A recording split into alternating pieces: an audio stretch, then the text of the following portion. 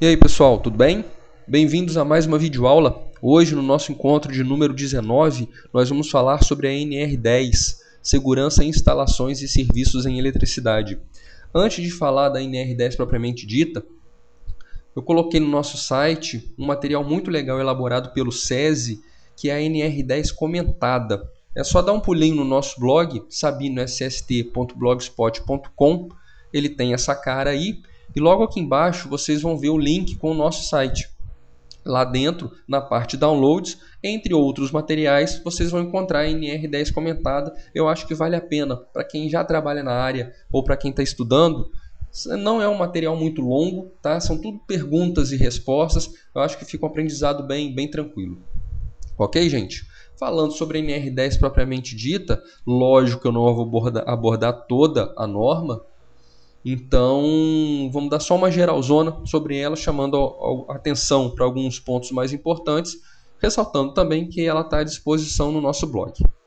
Né? Então a NR se aplica às fases de geração, transmissão, distribuição e consumo, incluindo as etapas de projeto, construção, montagem, operação, manutenção das instalações elétricas e quaisquer trabalhos realizados nas suas proximidades, observando-se as normas técnicas oficiais estabelecidas pelos órgãos competentes e, na ausência ou omissão destas, as normas internacionais cabíveis. Pessoal, é a primeira vez que uma NR vem falando sobre norma internacional. O que ela está falando? Que a NR10 se aplica a tudo que envolver eletricidade, ou trabalho em eletricidade, ou trabalho próximo à eletricidade. Né? E se as normas oficiais forem omissas, tem que respeitar as normas internacionais. E essa aqui é uma imagem que eu peguei na internet que resume bem o que as fases que a NR10 se aplica. Ou seja, gente, geração, transmissão, distribuição para grandes e pequenos consumidores e o consumo. Lógico, desde que nesse processo produtivo, vamos chamar assim, você tenha trabalhador regido pela CLT, que é o que a gente comentou numa das nossas primeiras videoaulas. Então, gente, voltando para o item 10.1.2, a NR10 se aplica a geração, transmissão, distribuição e consumo. Ok? Ficou claro, né? Vamos seguir em diante. O 10.8 ele vem falando da habilitação, qualificação, capacitação e autorização. Vocês vão encontrar ao longo da norma muitas vezes referências a esses 4 profissionais: o habilitado, qualificado, capacitado e autorizado. O que vem a ser cada um deles? O qualificado é aquele que tem curso específico na área elétrica reconhecido pelo Sistema Oficial de Ensino. E o que é o Sistema Oficial de Ensino? É o MEC. Então, se o curso for reconhecido e aprovado pelo MEC, né, e o trabalhador tiver a diplomação, a certificação, a conclusão desse curso, ele passa a ser o trabalhador qualificado. Na formação inicial, o eletricista, por exemplo, esses cursos de formação de mão de obra. Nível médio são os cursos técnicos, o eletrotécnico, o eletromecânico, e de nível superior, o engenheiro eletricista. Esses são os cursos específicos na área elétrica.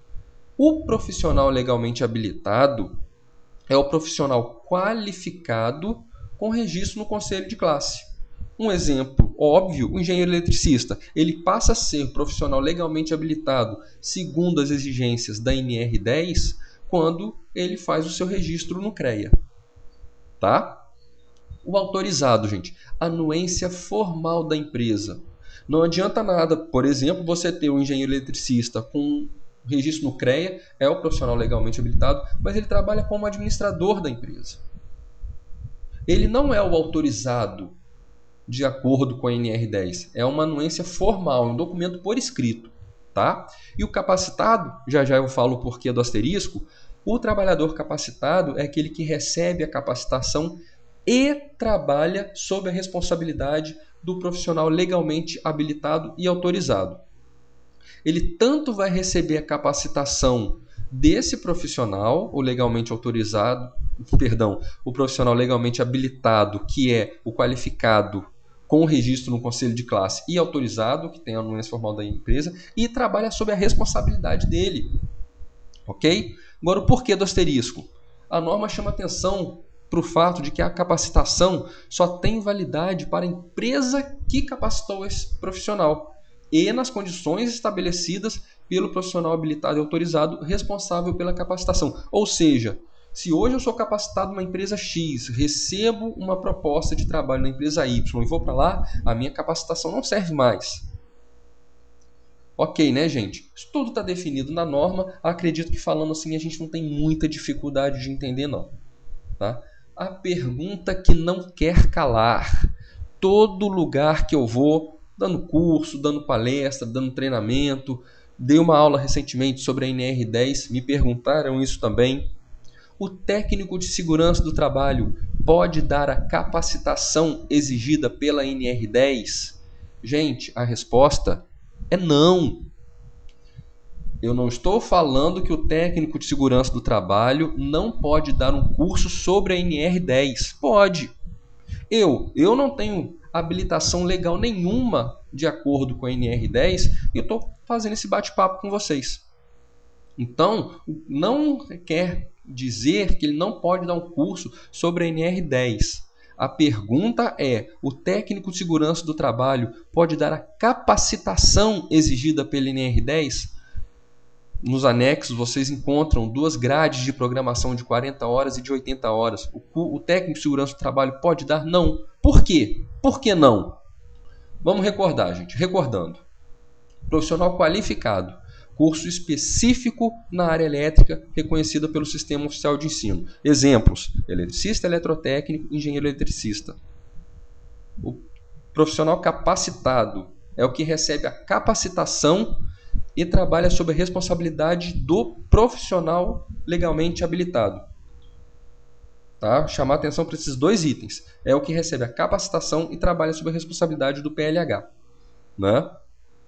Quem é o PLH? É o profissional qualificado com registro no conselho de classe. E quem é o qualificado? É o que tem o curso específico na área elétrica reconhecido pelo Sistema Oficial de Ensino. Então, gente, o técnico de segurança do trabalho, uma vez que ele não tem o curso específico na área elétrica, mesmo que ele tenha o registro no Ministério do Trabalho, mesmo que ele tenha feito o seu registro no CREA, que eu, Alexandre, considero como indevido, tá? Porque o CREA é o Conselho Regional de Engenharia e Arquitetura e Agronomia. Os conselhos, eles regulamentam e fiscalizam o desempenho da profissão. Eles não são sindicatos que defendem os interesses da classe.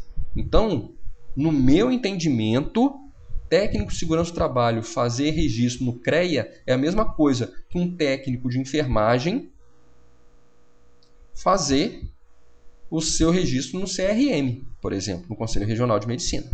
Isso não significa que ele pode clinicar. Tá? Mas voltando.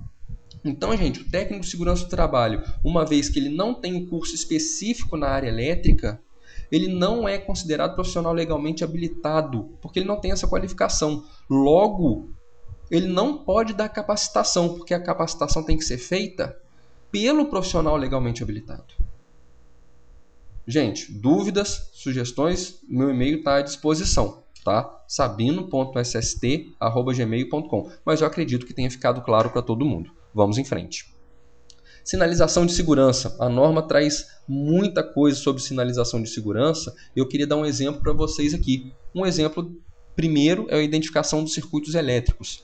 Vocês têm aí 2 exemplos de circuitos elétricos e aqui está a identificação deles. Na imagem da esquerda, você vê uma etiqueta falando a que se refere cada um desses disjuntores, e do lado direito, né, um destaque também para a etiqueta falando o que cada um desses circuitos representa. Travamento e bloqueio. Isso aqui é um exemplo de travamento e bloqueio. Reparem, gente, que esse dispositivo aqui, ele impede o acesso a uma dessas botoeiras. Esse aqui, prateado, impede a abertura daquele bloqueio inicial. E mais aqui embaixo, vocês veem vários cadeados travando esse segundo dispositivo. Ou seja, cada trabalhador que vai acessar a área, ele coloca um cadeado desse e só ele tem acesso à chave, para que ninguém religue o dispositivo por engano. Então, isso é um bloqueio. Tá? O item C, restrição de impedimento de acesso, né? Você vê aí uma grade amarelada, né, ao redor da estrutura. Isso é um bloqueio, isso é um impedimento de acesso, né? Delimitação de área, aí sim a fita, o que a gente não pode confundir com impedimento de acesso, isso não está impedindo o acesso de ninguém, apenas está delimitando uma área, né? A letra E, sinalização de área de circulação e vias públicas, é o que a gente está cansado de ver quando tem esse pessoal da empresa de companhia elétrica fazendo atividade em poste, por exemplo. Eles geralmente usam esse tipo de dispositivo, né? E a identificação do impedimento. Esse aí é um exemplo também. Eu não estou impedindo, eu estou identificando que a área está impedida. Tá? Então, aí são todas as imagens conseguidas na internet. Gente, lancem mão do Google. Tá? Não estou sendo pago pelo Google. Ou Google ou qualquer outra ferramenta de busca. Vocês encontram hoje muita coisa legal. Muita coisa não presta, né? Mas sabendo dar uma filtrada, vocês encontram muita coisa interessante sim na internet, né? Voltando para o item 10.3.8, o projeto elétrico deve atender ao que dispõe as normas regulamentadoras de saúde e segurança no trabalho e as regulamentações técnicas oficiais estabelecidas. Eu queria chamar a atenção para esse item, por quê? Porque a norma abre um leque de possibilidades, além daquelas normas internacionais que a gente já comentou, para outras regulamentações técnicas oficiais. Um exemplo, e o maior exemplo, é o caso da NBR 5410 de 2005, que são as instalações elétricas de baixa tensão. No item 4.1.2 ela fala que a instalação elétrica deve ser construída de maneira a excluir qualquer risco de incêndio de materiais inflamáveis. Gente, olha esse exemplo aqui.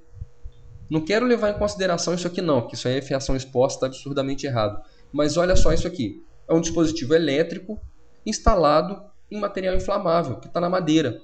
Então, esse tipo de situação não pode acontecer. Isso aí foi visto no canteiro de obra, né, que é muito comum, mas hoje a gente tem as obras que a gente tem fiscalizado. Quando, que é raro hoje em dia, pelo menos aqui em Maceió, quando a gente encontra esse tipo de situação, ainda a gente imediatamente interdita, né, porque o risco grave iminente de incêndio, a madeira ela não conduz corrente elétrica, mas ela é inflamável. Então, se isso aí dá algum tipo de curto-circuito, gera uma centelha, né, isso aí pode incendiar. Então, grave iminente risco de incêndio no local. Então, a gente geralmente interdita a linha de energia, o que acaba parando o canteiro inteiro, se for só essa rede de distribuição. E o pessoal providencia e coloca um quadro elétrico apropriado. Ok, gente? Tá? Então, só queria chamar a atenção para isso, que a instalação elétrica deve ser construída de maneira a excluir qualquer risco de incêndio de material inflamável. Gente, como sempre, à disposição no Orkut, no Gmail, no Facebook e no Twitter. Tá? Volto a destacar que no blog e no nosso site vocês encontram material bem legal sobre isso. No blog eu deixei um vídeo também à disposição sobre o arco elétrico. Tá? É bem bacana que quando você trabalha com alta voltagem, um dos riscos é o arco elétrico. Então eu coloquei lá um vídeo que eu consegui no YouTube, né? Ele está à disposição no nosso blog também, não deixem de dar uma olhada. O meu obrigado, fiquem com Deus. Dúvidas, estou à disposição em todas essas ferramentas. O pessoal que tem me inscrito sabe que eu procuro responder o mais rápido possível. Até a próxima, um grande abraço e tchau!